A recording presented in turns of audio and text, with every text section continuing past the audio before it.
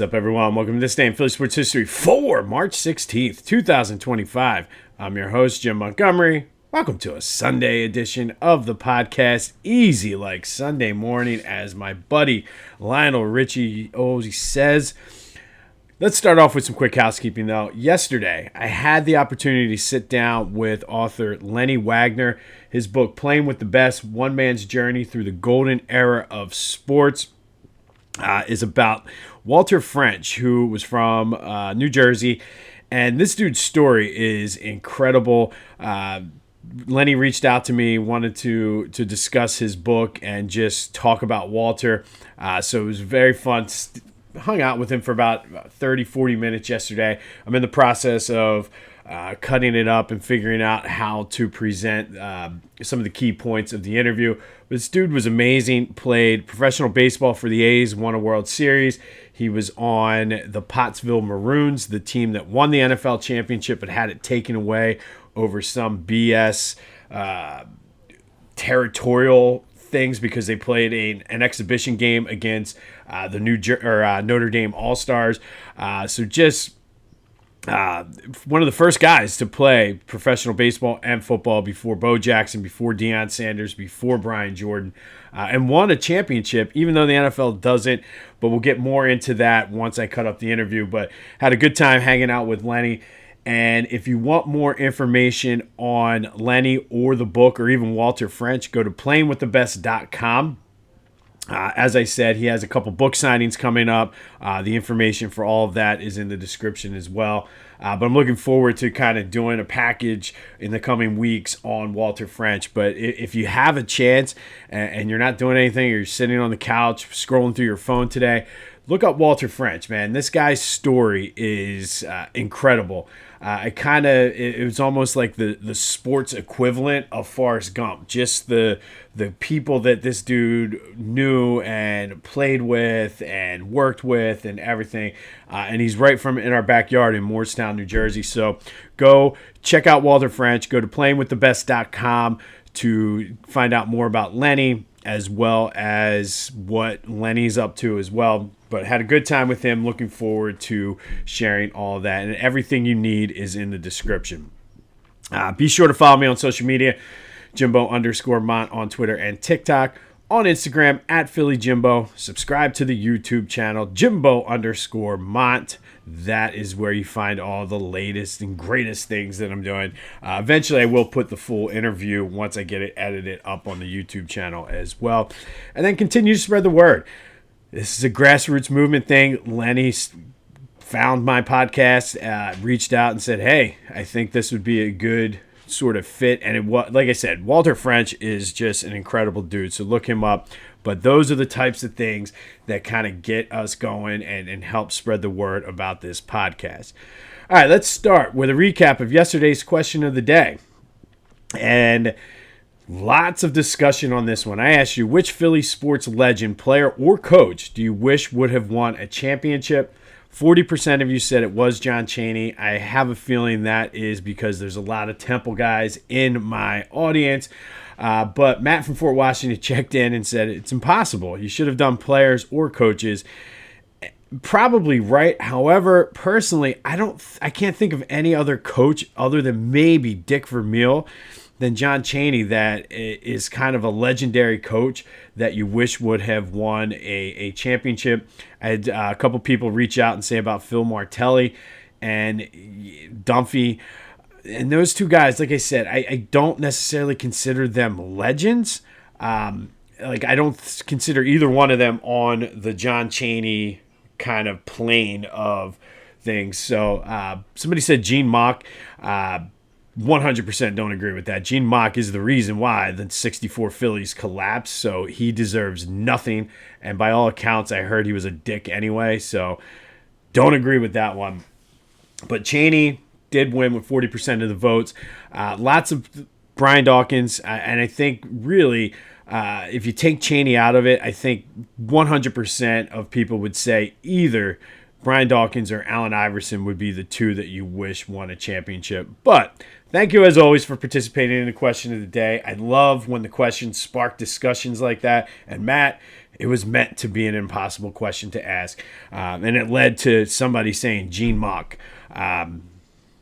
Can't get on board with Gene Mock for that one. There will be another question of the day later in the show. The Philadelphia Union returned to action this afternoon to play Nashville down at Subaru Park. 3-0 so far. This is a huge game for them in the sense that they have a lot of momentum going, but 6 of their players after this game will be leaving for their national team duty, including Gazdag, Ty Barabo, and Andre Blake, the 3 probably biggest stars on the team.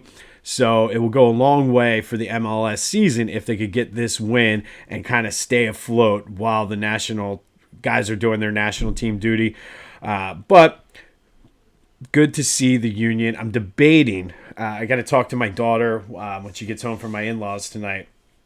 I'm debating whether to get the MLS package because she's really into soccer, which by proxy, that means I'm into soccer. So she's a huge Messi fan. So I'm like, maybe I'll get the Apple TV package and then be able to sort of be able to watch all the Union games and really stay up on them. And who knows, maybe if there's any accountants out there, can I use that as a tax write-off since it's for business? Maybe. Not sure if that's how that works or not. But Union Nashville today, I think that's like a 2:30 game at Subaru Park. Flyers, hammered last night. Absolutely hammered. 5-0. Finished their homestand 1-6. And I think we can all but officially put the fork in their wild card hopes. They're 8 points back. They have like 6 teams that they have to jump over. I think it was a lofty goal. I don't know if some of this is because of the coach, which is going to be one of the biggest offseason stories for the Flyers, or what. But because of the way our winter teams are, we do have our draft tracker. They currently are sitting in the 6th pick, and they are moving down fast. So it's possible the Flyers could end up with a top 5 pick in this year's draft, which as a team that's rebuilding and Danny Briere and Keith Jones have a plan, might not be the worst thing. And then especially if you can get the right coach in here to coach them. Don't know if Tortorella is the guy for the job, but that will be one of the big offseason stories we follow. Sixers, your team, your town, your 76ers are in action this afternoon out in Dallas. I don't think anybody's playing. I don't think anybody should play. They currently are a half game back of the Nets for the 5th seed in the the lottery. They're only it's going to be come down. They're going to battle, and it's probably going to come down to one of those last games because Toronto is right there. The Sixers are up 2.5 on Toronto for the 7th. So the more we lose now, as the season winds down, the better it is. But I honestly, I don't know if anybody's even going to trade Paul George. That's like the prevailing thing that, this offseason the Sixers are going to trade Paul George. Who's going to take him? If you want to let me know your thoughts on that on the Back to the Future voice and text line, feel free. I feel like it's at the point now that nobody's even talking about them, and it's like the worst thing. At least when they were going through the process and tanking and all that other stuff earlier, people were talking about it and hoping for who could they pick up and things like that. I don't even think anybody cares. But Sixers, Mavs this afternoon down in Dallas. Phillies tied the Tigers. You got to love ties in spring training baseball. But Trey Turner did lead off, did go 1 for 2 with an RBI. I really like. I've been saying it. I think they're going to attempt to put Trey there, but I still think we're going to end up seeing Schwarber in the leadoff spot by the end of the season. But the pitching staff has been doing well. Zach Wheeler went 5 innings, struck out 3, didn't give up a run, which he's just a stud. I would love if we're not going to be able to make a World Series run this year, which I'll get into in a couple weeks. Actually, less than a couple weeks. The Phillies preview I kind of have 2 days set aside for that. But I would love to see Zach Wheeler win the Cy Young this year. Kind of that's where we're at with the Phillies right now. Jose Alvarado still looks like a stud. 3 Ks in 1 inning of work. Ryan Kerkering looked good as well. So those 2 guys, especially Strom, has had some shoulder issues this spring training. So those 2 guys are going to be key for the bullpen, because I think starting pitching wise, the Phillies are going to be fine.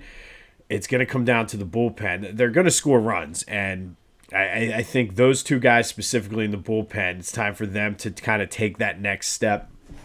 But again, the week of opening day, I have the 2 off days, like in between spring training and the game against the Nationals. We'll do some Phillies previews, so stay tuned for that.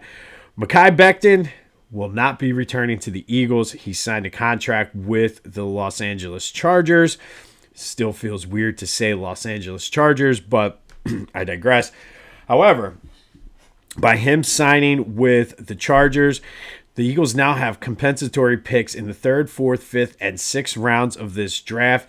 They have 12 total, and it looks like they're going to have 5 picks in the top 100 picks of the draft. So Howie, for all that we were upset that these guys were leaving, that he traded C.J. Gardner-Johnson, knows what he's doing. 5 of the top 100 players in this draft are likely going to come to the Eagles. If they keep all 5 of those picks, they might package it and try to move up.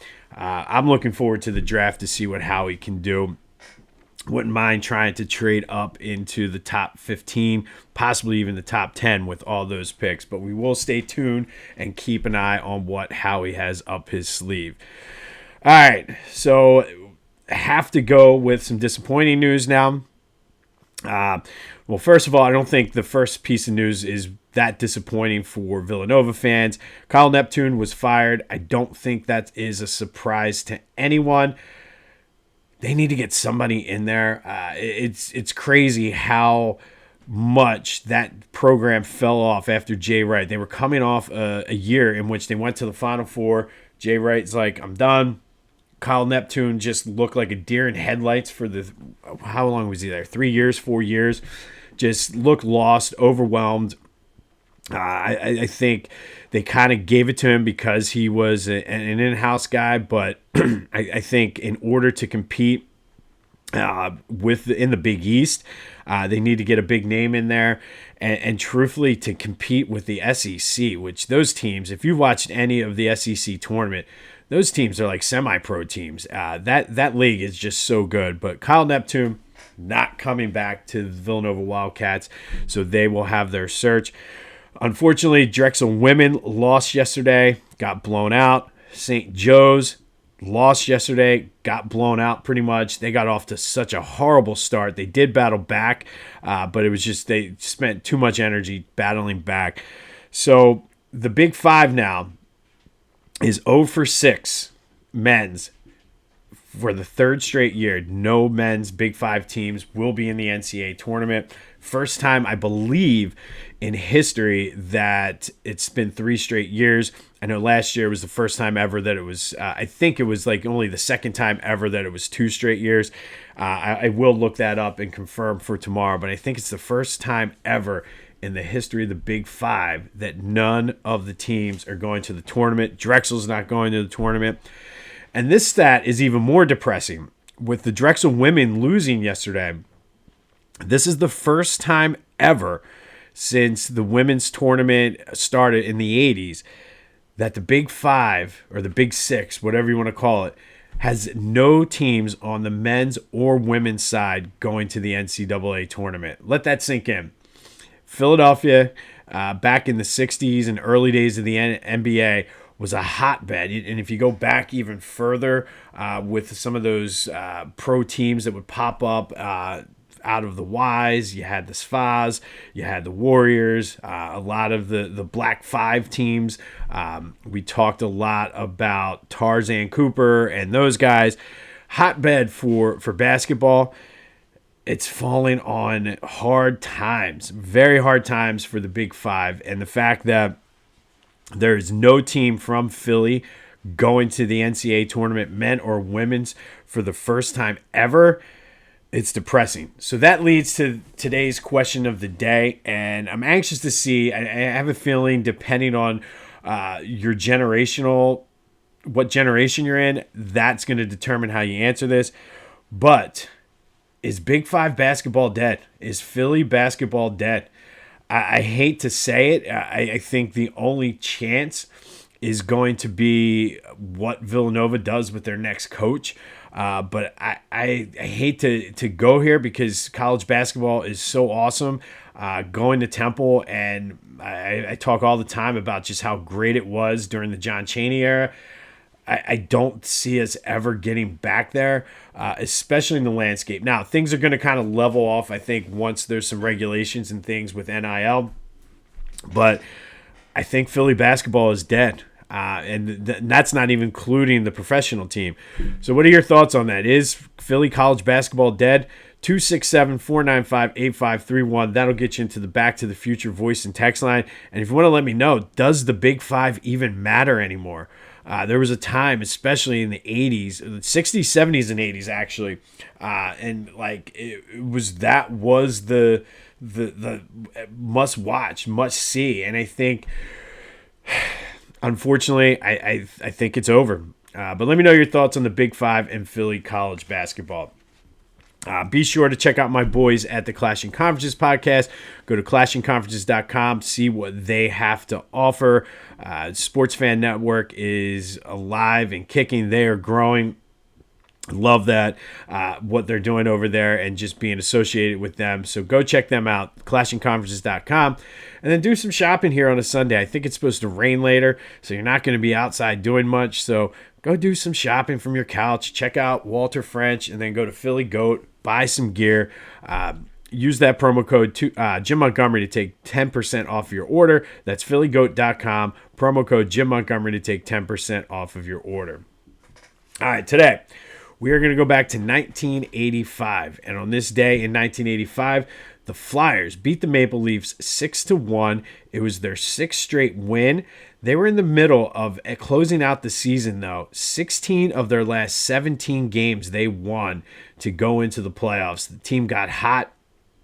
But this game against the Maple Leafs, 6 different players scored, including Ron Sutter, who scored the Flyers' 5,000th goal in team history.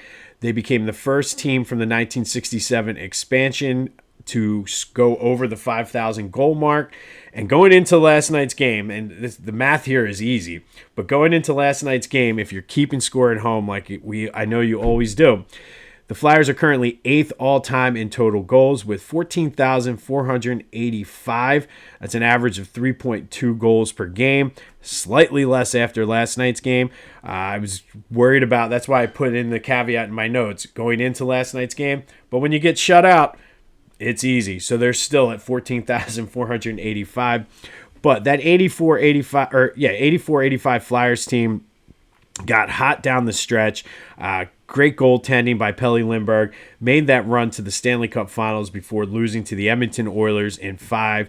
But on this day, it was the Flyers beating the Maple Leafs 6-1, their sixth straight win. 6 different players scored a goal, including Ron Sutter, who scored the team's 5,000th goal, becoming the first expansion team to reach the 5,000 mark. They currently still are sitting at 14,485, though. And then finally today, our Women's Big Five Hall of Fame spotlight is Kamesha Hairston from Temple. She played there from 2003 to 2007 and was one of the best to ever play up on North Broad. She was a part of 4 NCAA tournament teams. She was a 3-time Atlantic 10 champion. She was the A10 Player of the Year in 2007. She was a 2-time All A10 selection. Big Five Player of the Year in 2007 as well. She actually, in that 2007 season, was an honorable mention All-American. She did get drafted number 12 overall to play for the Connecticut Sun in the WNBA. She played 2 years there, went over to Europe for 3 years, but a nagging knee injury from college she basically, I saw in an interview, she said it was like I was playing on one leg. So she had to hang up her shoes. Big Five Hall of Fame inductee in 2019, Temple Hall of Fame in 2020. She's currently back home in her native Ohio, coaching high school sports, but a promising career in the pros taken away due to a nagging injury. But Kamesha Hairston, you are today's Big Five Women's Hall of Fame spotlight. Temple's own, one of the best to ever play, and just part of it, like I remember during that time, the tournament runs under Dawn Staley, those teams were fun to watch. But Kamesha Hairston, today we salute you. On this day in 1985, Flyers beat the Maple Leafs. Ron Sutter scores the 5,000th goal in Flyers team history. Way more than they scored last night. We'll have more on the Phillies, Eagles, Sixers, and Flyers tomorrow. Be sure to let me know your thoughts on Philly basketball. Is it dead? It's not looking good, I'll tell you that. But be sure to check out Lenny Wagner. Go to playingwiththebest.com. Do some research on Walter French. We'll start spotlighting him here in a couple weeks. But just a very, very interesting dude. So go check that out. All right. I don't know. It's kind of one of those days. Usually Selection Sunday is, I mean, don't get me wrong. I'm still excited about it. But there's going to be no live shots from any of the Philly schools to see where they're playing. It's kind of depressing. Hate to leave you on a sad note like that, but this has been This Day in Philly Sports History for March 16th, 2025. My name is Jim Montgomery. Go have yourselves a Sunday, and until next time, I'll see you when I see you.